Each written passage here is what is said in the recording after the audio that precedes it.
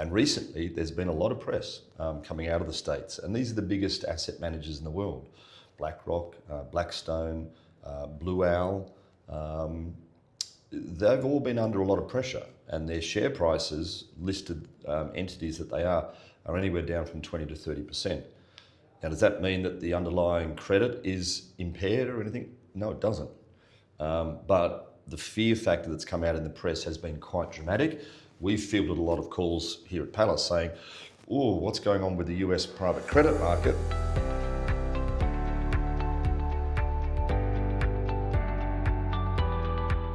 Hello there, it's PJ Patterson of Intrepid Wealth, and I'm joined today by Craig Bannister of Pallas Capital. We're going to talk all things private credit, private debt, get a little bit of an insight into what's going on at Pallas Capital. Welcome, Craig. Thank you, PJ. Good to be here. Thank you. Thank you for having me into your lovely offices here in Manly. It's a great day out there. End of March, almost into April. Got the Easter weekend coming up. There is a lot going on in the globe, especially as it relates to the discussions around private credit and private debt. We were talking about this the other day. Yeah. Let's start off with what's the difference between the two, because this is a really important distinction that ought to be made in this space. Yeah, and it's just coming to the fore now. I'm dealing with this quite a lot now, and differentiating between private credit and private debt, because the overarching word is private credit, and I feel that we're very different. And looking at it, my definition would be private credit and private debt is anything private market. So we know that that's anything outside of those listed markets like stocks, bonds, etc. But then when you get into the world of private credit, Pallas Capital deals with private debt. So that's lending against hard assets, fixed assets, that has got a valuation. Private credit, massive in the States, is anything to do with, very similar to a corporate loan. And so defining that, understanding that, because you're really dealing with a corporate balance sheet, not a hard asset valuation, is a very different methodology around valuations and how an asset manager would understand that loan. And recently, there's been a lot of press coming out of the States, and these are the biggest asset managers in the world: BlackRock, Blackstone, Blue Owl. They've all been under a lot of pressure, and their share prices, listed entities that they are anywhere down from 20 to 30%. Now, does that mean that the underlying credit is impaired or anything? No, it doesn't. But the fear factor that's come out in the press has been quite dramatic. We've fielded a lot of calls here at Pallas saying, oh, what's going on with the US private credit market? Is that going to impact you here? And the difference is that is very, very different. Those two markets, whilst both called private credit, are completely different fundamentals. And we can dig into what the US guys have done over there, but really the biggest difference, Pallas Capital, is 100% real estate backed lending, commercial real estate debt. So we start off with a valuation from a valuer, and we're lending against that. Generally at 65 to 70% of that valuation. So it's very clean, it's very easy to understand, and that's the biggest difference. Good. We will drill into that a little bit more, but I think it's worth making this distinction between hard asset lending and just a corporate balance sheet. And so you guys do hard asset lending, which means property backed, as you just said. Now's probably a good time to just maybe go into a little bit of the book structure of Pallas Capital. So by book structure, we're talking about what are the assets that you guys have actually are holding and you're lending against and that are supporting your funds. Yeah. Can you just elaborate on that a little bit? Yeah, so commercial real estate debt, again, a little misnomer about people think commercial real estate debt. So what do we lend against? A lot of it's residential apartment development. So that sounds like residential, not commercial, right? So the commercial bit means that we're lending not to a mum and dad. We're lending to a corporation that's building something. That could be a residential apartment, could be a commercial office building, could be an industrial shed, but not to a house to do renovations, the backyard renovations. We can't do that. Licensing, we can't do that. So for us, it's a cycle. If you think of a development site anywhere, you'll have a developer that's looking to buy the asset, call it a $10 million asset. They buy that. We'll help them buy that, and we'll lend up to about 70% of that 10 million purchase price. We take first mortgage registered security over the land, And then we take that loan is guaranteed by that borrower. So we also have a corporate and personal guarantee. So it's almost a three tripartite insurance protection. We've got the registered mortgage, we've got a company guarantee, and then we've got a personal guarantee from the director of the company. So let's take that asset. It's a $10 million asset. We help them buy it, generally about a 12-month loan term, because during that time, that developer is moving that asset from the purchase into probably trying to get a DA to build something bigger. And that first 12 months is our loan term. During that time, they're running through council, they get the DA. Then that loan is extinguished with the next loan, which is generally some sort of construction loan. They're into the build phase. That might be an 18-month loan term. It's a new loan for us, but the same underlying. It's the registered first mortgage over the land and the building, company personal guarantee. That might go for 18 months. And then at the back end of that, we have a residual stock loan. If it's a residential apartment development that's not fully sold out, we've got residual stock that's still available, and we'll do a residual stock loan. So we could do 3 loans to one borrower group over a 3 to 4 year period. So again, at a risk profile, we're mark-to-marketing our loans throughout a cycle, a 3 or 4 year cycle. We're not just giving them money and expecting it back in 4 years. We've got a 12-month loan term, it finishes. A new loan starts, 18 months and so on. So in that way, we mitigate a downturning market. We can lend into a downturn, take recent valuations, and that's one way that we mitigate risk through what, from an outward perspective, might be a long credit cycle or a long loan cycle. It's actually quite short.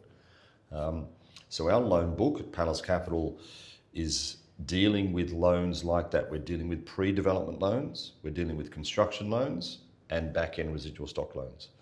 Of our $4 billion book, about 38% is construction lending, the middle part.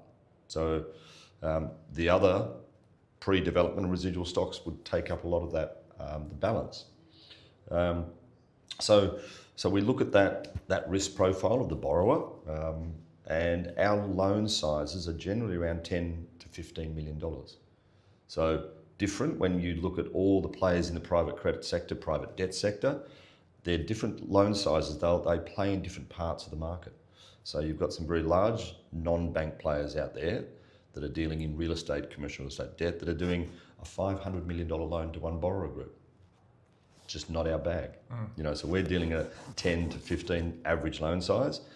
We find that when something goes wrong in the market with a loan that size, there's a lot of other buyers, developers would come in and try to develop that site if that developer gets themselves into trouble.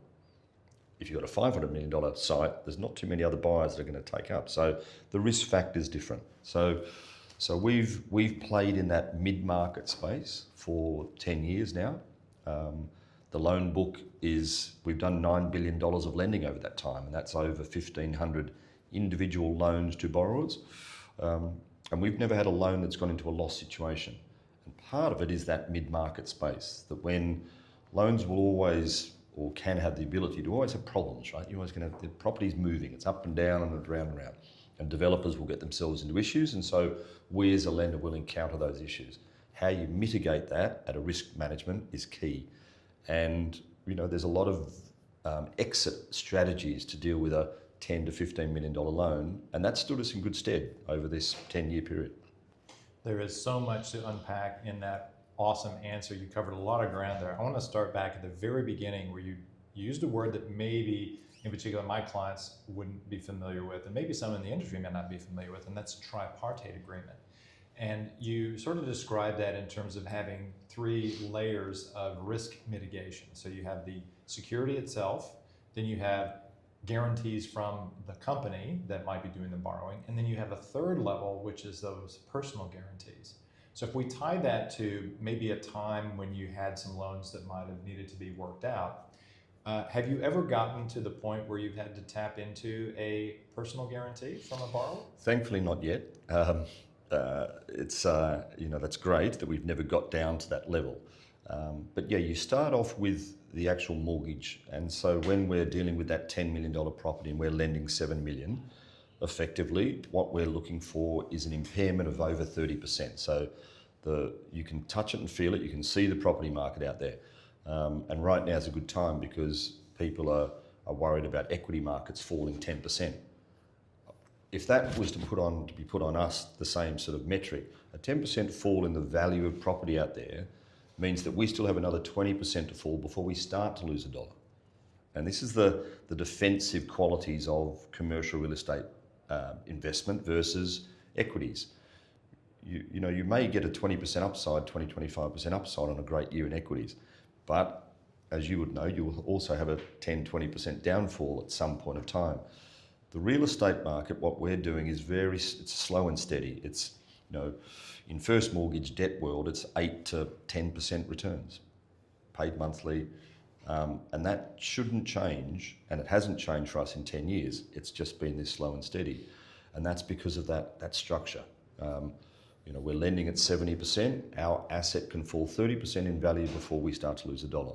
So that mortgage, that first layer of security is vitally important, and generally that covers it. The second point, if you did have an asset that fell down, take an example, it fell 50% in value. That's an extreme, obviously, outcome, and it wouldn't be across the board, obviously. We've never seen property in general in Sydney fall 50. We've seen it fall 15%. But let's say you've got one particular site that has it might be a contamination of the soil that wasn't there initially. It's found out during some sort of construction. The value of that asset does fall 50%. That's when we as the the lender would take action against the borrower. If our $10 million loan realised a $5 million asset sale, then we're after a $1 to $2 million check from the borrower. We'd be after them on the corporate guarantee and the personal guarantee. And part of our DD at the early onset of any loan is looking at what that borrower, what's their capability. We mentioned before, we're not dealing with a mum and dad, we're dealing with a corporation. So again, we've got a well-backed entity that's taking our loan. Now that's an important part for us at the onset, the DD part, that we do look into the ability of the borrower to be able to repay. What other levers do they have? What other assets do they have? Now we've definitely put pressure on borrowers to make sure that they're repaying. In times of stress, markets in 2018 and 2022, we went through a pretty nasty downturn in 2022. From memory, interest rates went from 0.1 to 4.3. We had cost inflation pressures at 20 to 30% per annum. It was a nasty time. And our loan book was stressed, as was all markets at that point of time. But we worked with borrowers during that time. And part of a clause that we've got in every contract is to say, if we feel that asset's impaired, that it's dropped from its valuation, which it did back then you, the borrower, have to come up with equity. You have to pop that in so our LVRs get rebalanced.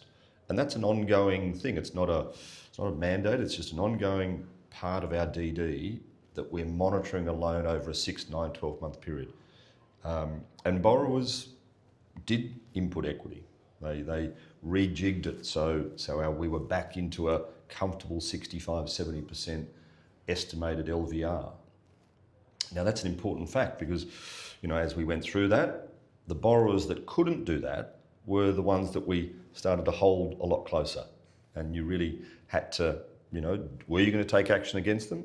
Was the best method at that point of time when the market was stressed to go and sell the asset, or to hold their hand even tighter and make sure they got through to the end and actually were able to get that project, whatever it might have been, out into market, and then we could realise value. So it's a nuanced market. We've got a 40-man credit team that sits there and does this. They're monitoring 360 loans at the moment. So that's what they do, and they're good at it, and their track record is so far 0 losses, and we haven't had to get down to those personal guarantees yet. That's good to hear, and that'll be music to anyone watching this, and my client base in particular, that Pallas has never had any losses. There's a couple of things I wanted to pick up on there. Since you mentioned the 2018 and the 2022 period, we are at the moment in a lot of global turmoil in the Middle East and in the oil markets. And oil, of course, is one of those inputs into everything, particularly in the construction industry, I would imagine. And so one question, and it's probably too early to say whether you're observing any pressures in the loan book, but have there been any observances that you've made so far because of the situation globally? Yeah, it's coming. You know, we all know it's coming. You know, fuel input cost to a construction project is clear. You know, it's across the board, right? So it will be there. Now the impact it'll be varied on project to project. Where we'll look at that and we'll break that down. Part of the due diligence that we'd look at if we have a $10 or $15 million construction contract, the developer builder that we're lending to, they would, at the onset of that construction loan, they would pre-purchase materials.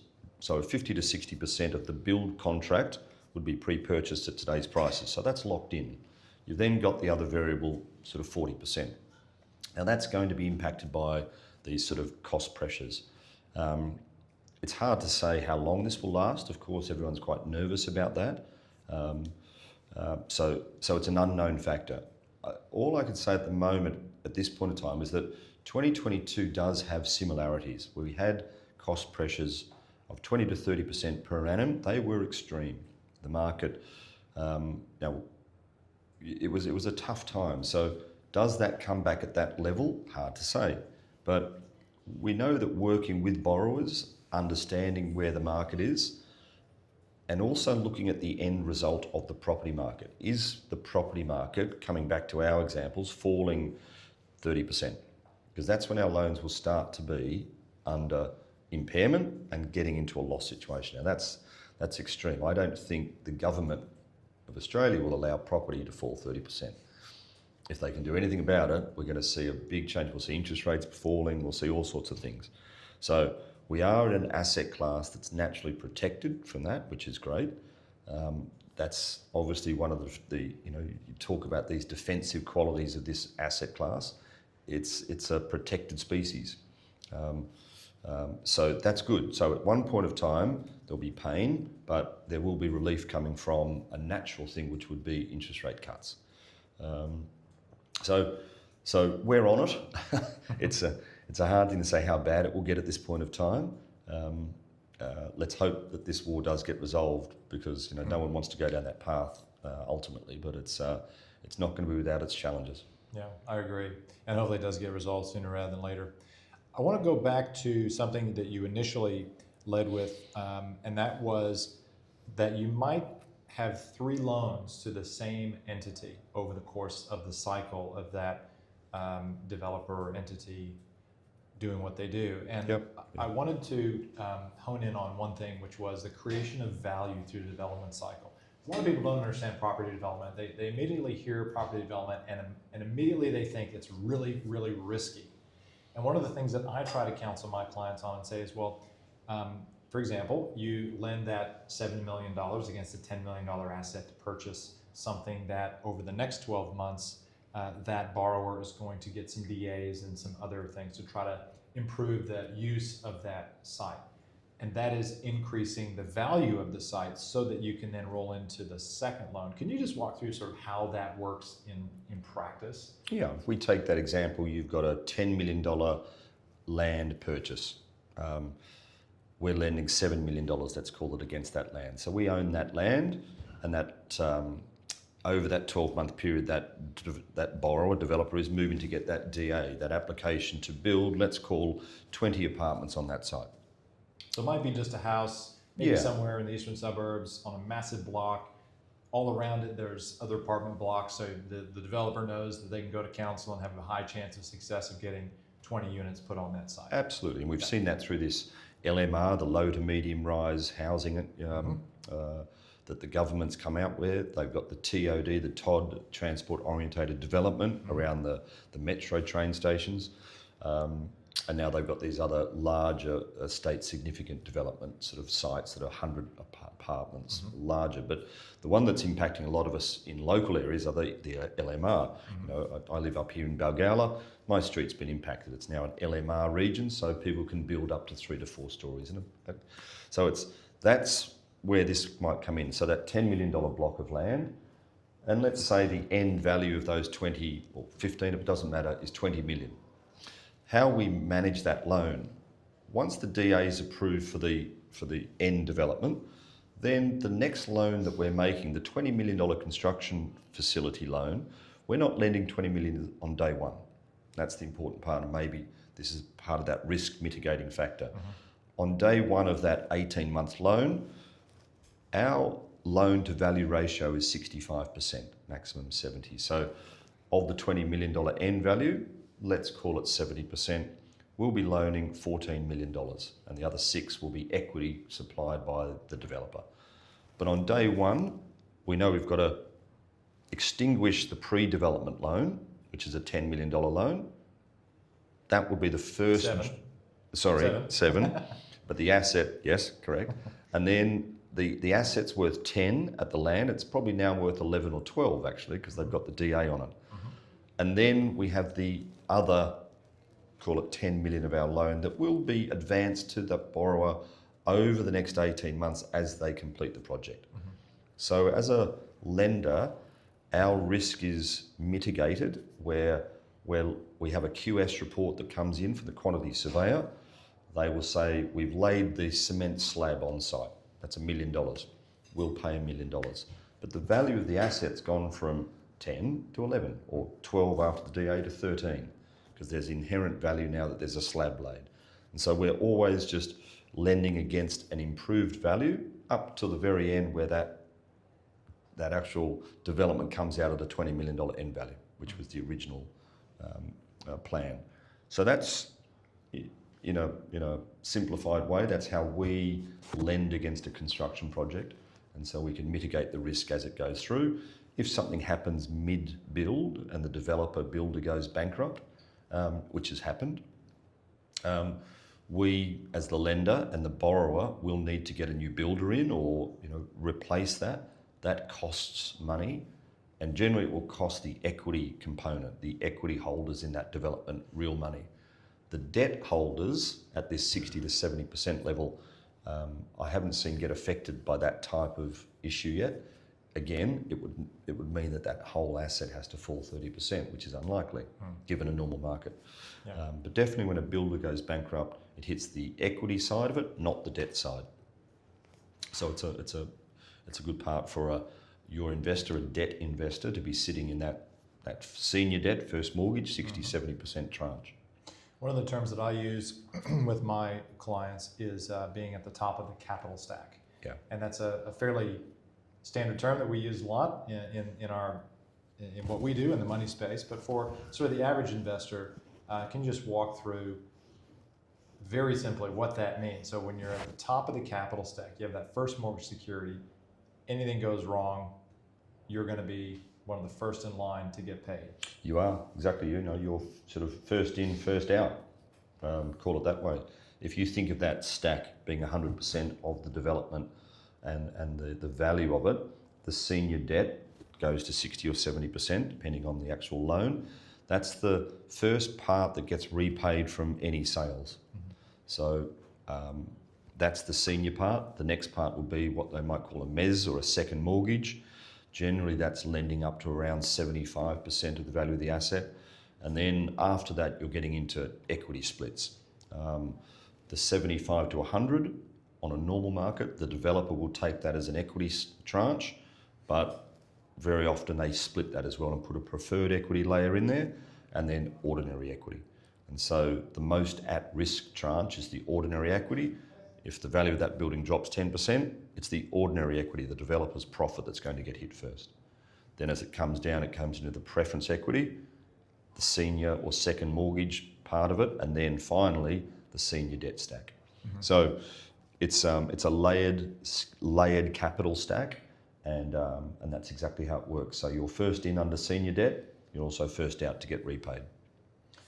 So to sum all of that up, and that's been a really good walkthrough of how this industry works, a lot of things have to go wrong before capital doesn't get repaid. And when I say capital, it's what an investor puts in. They might not get the interest on that if something goes horribly wrong, but the chance of a capital loss diminishes as you have all these layers and other things that are available to be hidden for the investor capital. That's definitely the structure. That's how it's supposed to work. That's how it does work in practice.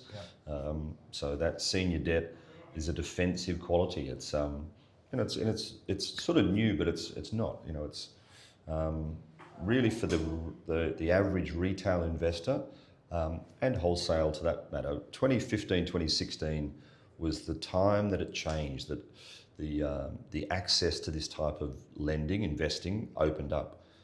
It goes back to what happened at a regulatory level.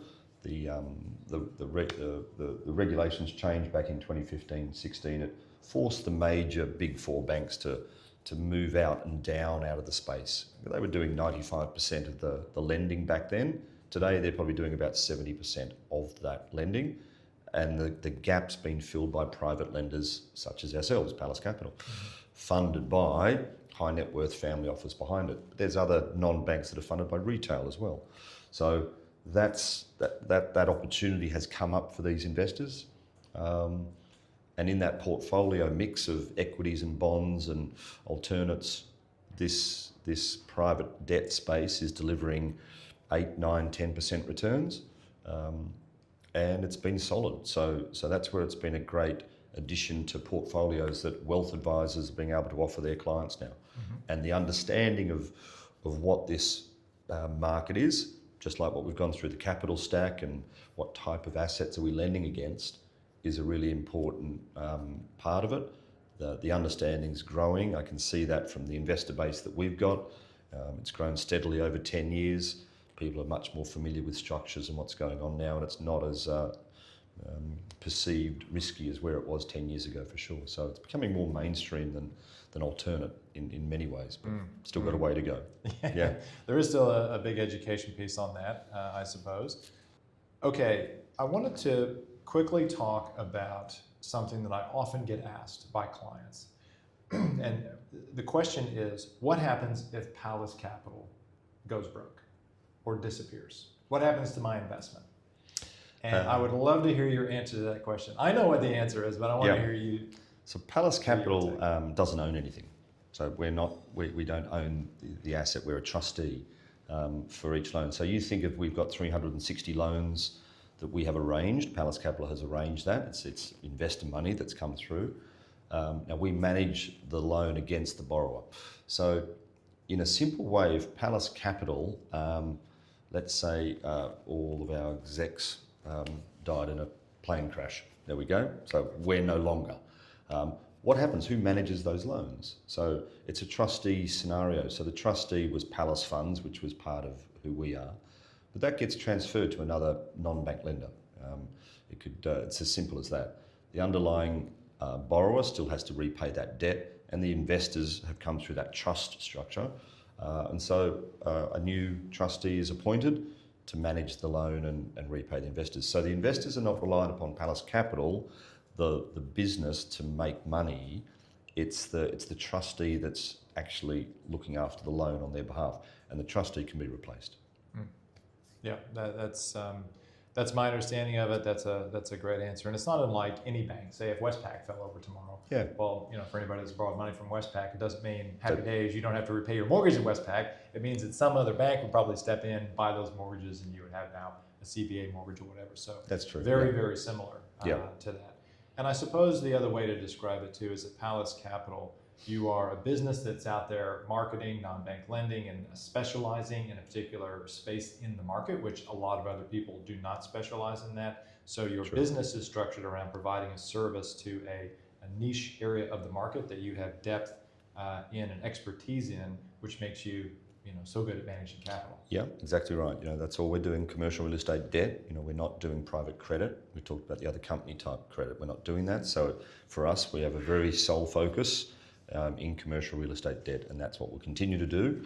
The loan book for us at $4 billion will continue to grow, and part of that growth for us is managing the two parts that fuel that growth. It's the high net worth investor money, but it's also the institutional facilities that we've got. And so we've now got over 2.1 billion funded via the large banks, and they are the likes of Goldman Sachs, Westpac New Zealand, Judo Bank. We have Morgan Stanley and NAB. So those 5 banks, you might say, well, why don't they do it direct? But you come back to that point of 2015, 2016, when the regulators changed the rules in the market, these sort of banks are quite comfortable coming through the back door, if you like, and via Pallas Capital. They give us the ability to lend money. It's our credit, it's our loan management, but it's their money that we're helping to lend out into the marketplace. So it gives us the ability to make loans quickly. That's great. And it fuels our growth, but it's very strict in terms of where we can use that money. Each institutional facility has its own rules and regulations. So you need that these days to grow. We're growing very strongly. 4 billion, 5, 6, 7 billion will be in the next few years. It's because we've got the institutional facilities behind us. If we just had solely high net worth money, naturally, it'd be hard to attract billions and billions of dollars. So our growth will be limited. So we're in a great part of the market, and there are other non-banks like this, but there are also hundreds that do not have that sort of backing, that institutional backing. So I always say to advisors and anybody, when you're picking who should you look at as a manager, because there's so many out there, like how do I choose who's good, who's bad? One of the questions would be, do they have institutional backing? Where do they get their money from? Because I know we haven't touched on it yet, but the last 12 months, the governance around non-bank lenders has increased. The surveillance around the non-banks from ASIC has increased dramatically, which is a good thing. We've certainly welcomed that. ASIC coming into our space has been a welcome change. It comes with its hassles and its growth. We've employed 3 new compliance officers, for example, but that's just part of a market maturing, growing up, and we've now got to run and report a business which is, it's a very large money management business now. Mm-hmm. With these institutional backers giving us money, you can imagine the governance is strong around those sort of facilities. So that's one of the key parts, I'd say, if anybody's looking at where to deploy capital, ask them. Ask your manager, where do you get the money? Who's backing you? Who's backing you? Yeah, who's backing who? That's a really interesting point. You dropped a couple of really big names there, like Goldman Sachs and Morgan Stanley. Those are some pretty big global banks. Yeah. How long does it take for someone like a Goldman Sachs or Morgan Stanley to, say, approve Pallas Capital to lend money to? It's our first facility back in 2020 was with Credit Suisse, and that took us 12 months to get that facility. It was a $500 million warehouse facility. Their money, we could lend that out under first mortgage, non-construction lending. And so it gets right down into postcodes. It's like they say, well, you can't lend on that postcode, but you can in that postcode. And they could be next to each other. But it does get very granular in terms of where you can use that money. And after we got the first facility in place, then the ball starts rolling. It did for us anyway. We were actually getting calls from other banks saying, you've just done the Credit Suisse one, that's interesting. Do you have capacity for another institutional facility? And we did, and we have done. So each of those facilities gives us something a little bit different. We're not just putting another bank in to compete with another bank. One of them's construction, another one's non-construction. One's a small ticket loan size of up to 7.5 million. One's a larger ticket loan size up to 35 million. So they're doing different parts of lending for us into the marketplace, which is great. So the first one took us 12 months. Now we've got the ball rolling, the suite of documents. It's going to be quicker, but look, they're no shorter than 6 months to 9 months in DD of what these companies want to see and understand about Pallas Capital. It's really good to note that for my investors, for anyone looking at Pallas Capital, is that the rigor with which you have to go through to get a facility, I mean, of $500 million, like 500 million sounds, impressive, but $500 million sounds even more impressive, really, is good to know. And there are so many, I mean, the private lending space in Australia has blown up hugely. And when I say blown up, not like catastrophe blown up, but just there's so many private lenders out there now. And I think it's worth dwelling on that statement that you just made, which is if you're looking to deploy capital into a private credit or private debt instrument, ask them who backs them up. If they can't tell you or they're unwilling to tell you, probably a warning sign. Yeah, it would be. It's with the recent compliance oversight ASIC coming in, the firms that have got this institutional governance surrounding them, or money from large players like that, are governed differently. It's just a fact. So there's going to be more de rigueur internally. I know that we've changed processes greatly in the last 18 months. We've seen that coming, and it's just a natural evolution of the market. It was the right time for ASIC to step in, to look at private credit, private debt more closely, and it will ultimately give a better protection to the end investors, whether that's retail or wholesale, and that's what ASIC want to do. So that's obviously a positive step forward as well, because nobody wants to see private credit, private debt blow up in terms of issues. It does create, especially in Australia at the moment, somebody was talking to me last week about the number of construction projects now funded by non-banks is 1 in 4 across the country. So if you were to take out that private debt sleeve, there'll be lots more constraints. Now we're currently in a housing shortage, so the private debt sector does play an important role in conjunction with where the major banks are. And that's a symbiotic type relationship. We'll lend a little higher, up to 65-70%. The investors are getting the benefit of that coming in and getting these yields. The banks, when they are lending, they're lending at 50 to 55%. Great for those bigger borrowers that have got large balance sheets that can absorb more of an equity buffer. But it's a nice balance that these two markets are growing up in lockstep. We're supplying part of the market that the banks can't do at the moment. So, but we don't want to see risk being taken or that part of the segment start to blow up. So we're managing that tightly. ASIC's looking closely at it, and at the moment it's going well. It's in balance, you might say.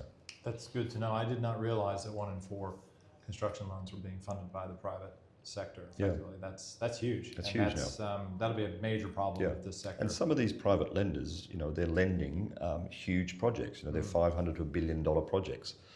They're being funded by private, and that's private players in the Australian market that may well be funded, and they are funded by offshore institutional sovereign wealth funds. The Abu Dhabi Investment Corporation, Temasek, GIC from Singapore, Canadian pension funds, the Texas pension funds. They're all looking at the Australian market for deployment of capital. It's a stable market. What you might say, well, why are they looking here? The yields that they can get here are quite good, naturally. But it's also backed up by a great legal system. You've got Aussie US or Aussie exchange rates. You can easily hedge those exposures. And the underlying property market in Australia is relatively well stable. No, it'll have its ups and downs, but the ups and downs are 10 to 15% on the downswings. So we have a relatively stable property market. So you put those factors together, those very large institutional sovereign wealth funds are looking to deploy capital into Australia, and they're doing it through onshore managers here that have got boots on the ground and understand the local market. And a depth of expertise as Pallas Capital does. Yeah. As we sort of wrap this up, tell me, and I should have led with this, but tell me a bit about what's happening with Pallas Capital as a firm. I know you're growing. You're now opening offices in London, but maybe just give us a bit of a rundown on how robust the business is now. It's not just Australia that you operate in. It's several countries around the world. No, it's not. There's about 250 people in the group now. There's about 70 people in our sister development company called Fortis, and there's about 150 odd, maybe 160 odd people in the Pallas Capital business. Now that has grown markedly. We got over into New Zealand in 2021, started lending over there. We've done over $1 billion of lending now in New Zealand. And similar, that growth strategy into the London market, which is a little surprising when you think, gee, the London market must be the most overbanked market in the world, possibly, with their banks up there. But what we found when we did some due diligence about 18 months ago was that market was quite fragmented. There was lots of smaller little lenders. Again, we're sticking to our knitting in terms of what type of loans we're doing in the London market are small. They're £1 to £10 million. They're type bridging loans. They're the same style of lending that we're doing here, probably non-construction at the moment. You know, existing asset lends, that bridge to get into construction. Another lender might do construction. So that's a new market. We've now got, I think, 8 people up in the London market. But just within Australia, we've headquartered Sydney, big offices in Melbourne, Brisbane, Adelaide just opening up for us. We're just opening up in Perth. So we'll be a national lender across Australia, which is great. And those new markets like Adelaide and Perth are growing quite strongly for us from a starting base. So that's great. So we're excited about that. And you know, a lot of our lending, when you look at what we're lending to and what we're trying to do, we're still solving the problem for a property shortage in Australia. We have many apartments to build. That's on the government's agenda. Part of that non-bank sector, we're helping to do that, and we'll continue to do that, and that's the growth that'll keep coming. That's fantastic. I think you're in a sweet spot, and it sounds like lots coming your way. All the success I wish you, because I'm part of it, as is my client base. So I'm excited for the future of Pallas Capital, and thank you for spending some time with me today. PJ, thanks very much, buddy. Cheers.